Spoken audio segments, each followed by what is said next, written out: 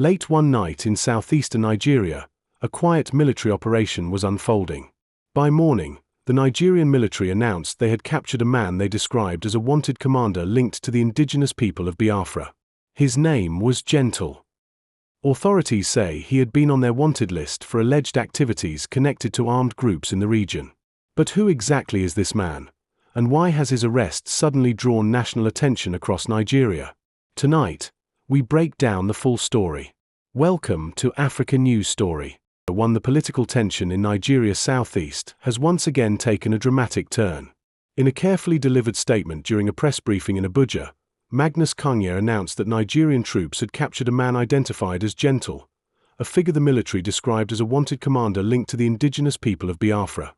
4 years now, the name IPOB has remained one of the most controversial political movements in modern Nigeria. Supporters describe it as a voice for self-determination in the southeast. Critics and government officials, however, describe it as a threat to national stability. This latest arrest, according to the Nigerian military, happened during a series of coordinated operations carried out across parts of Imo and Ebonyi states. The operations were part of what officials described as ongoing efforts to reduce violent attacks and restore security in the region. According to the statement presented at the press conference, the man known as Gentle had allegedly been on the military's wanted list for some time. Authorities claimed he was suspected of coordinating activities connected to armed groups operating in parts of the southeast. The announcement immediately reignited national debate. Some people believe the arrests show that Nigerian security forces are gaining ground in the region. Others argue that the deeper political issues fueling tensions in the southeast remain unresolved. To understand why this arrest has generated so much attention, it is important to look at the wider story. The conflict surrounding the southeast did not begin yesterday. The roots of the tension go back decades, reaching as far back as the traumatic years of the Nigerian Civil War, when the region attempted to break away and form the Republic of Biafra. That war left deep scars across Nigeria. Millions were displaced. Countless families were torn apart. And even though the war ended more than 50 years ago, its emotional and political echoes still shape conversations today. In recent years, the resurgence of Biafra-related activism has largely been associated with the rise of Nnamdi Kanu, whose speeches and broadcasts through Radio Biafra attracted attention across Nigeria and among diaspora communities. As the movement grew, so did tensions. Authorities began to describe the activities of IPOB as dangerous, eventually declaring the organization unlawful under Nigerian law. Supporters of the movement strongly disagreed with that characterization, arguing that their demands centered on political self-determination. This disagreement between the government and the movement has created a highly charged political environment. And within that environment, incidents of violence, arrests, and military operations have become increasingly common in parts of the southeast. So when the military announced that a man identified as Gentle had been captured, the news quickly spread across social media, news outlets, and political circles. But beyond the headlines lies a deeper question. Who exactly is this man authorities describe as a commander? What role did he allegedly play in the region's security crisis? And what does his arrest mean for the already tense relationship between the Nigerian government and groups demanding greater autonomy in the southeast? Those questions remain at the center of Nigeria's ongoing debate about security, politics, and the future of the region. And as the story continues to unfold, one thing is becoming clear. The arrest of Gentle may be just one chapter in a much larger political struggle that Nigeria has yet to fully resolve.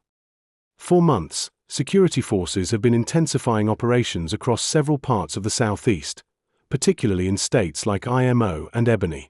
According to military officials, these operations are part of a broader strategy to disrupt armed groups accused of carrying out attacks against security personnel and government facilities. During the press briefing, Magnus Kangye explained that troops from the Joint Task Force had conducted several raids between early October and mid-October, targeting locations believed to be connected to suspected militants. It was during one of these operations, authorities said, that the man identified as Gentle was captured along with 8 other individuals. The military alleges that Gentle played a coordinating role in activities linked to armed elements operating under the broader influence of the Indigenous People of Biafra. However, as with many politically sensitive arrests in Nigeria, the situation quickly became the subject of competing narratives. Government officials framed the operation as a success in the fight against terrorism and violent separatism. Supporters of the Biafra cause, on the other hand, questioned the claims and called for transparency regarding the arrest. This clash of narratives has become a recurring feature of the political crisis surrounding the southeast.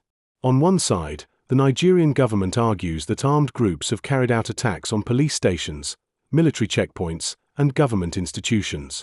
Officials say such actions threaten national security and require a strong response.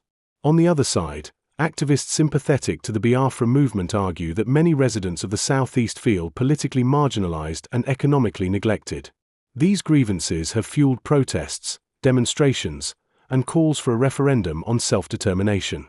The situation has been further complicated by the continued detention and legal battles involving Nnamdi Kanu. For many supporters, his case symbolizes what they see as a struggle for justice and recognition.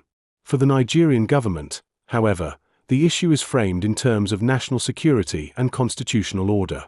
Within this already complex environment, every arrest, raid, or military announcement becomes more than just a security update. It becomes part of a much larger political narrative. That is why the capture of Gentle has drawn such intense attention. If the military's claims are accurate, authorities may view the arrest as a significant step in dismantling networks they believe are responsible for violence in the region. But if the underlying political tensions remain unresolved, critics argue that arrests alone will not bring lasting peace. History shows that conflicts rooted in identity, history, and political representation rarely disappear overnight. They evolve, they shift, and sometimes they intensify. This is why observers across Nigeria are closely watching how the government handles the situation moving forward. Will the arrests lead to a reduction in violence? Or will they deepen existing grievances among communities that already feel under pressure? The answers to those questions will likely shape the next chapter of Nigeria's political story. I want to hear your opinion about this. Do you think this arrest will change the situation in the southeast? The arrest of the man known as Gentle raises a broader question about the future of the southeast and the future of Nigeria itself. For decades, Nigeria has struggled to balance its enormous diversity. With hundreds of ethnic groups, multiple religious traditions, and a vast geographic landscape, governing the country has always required delicate political compromise.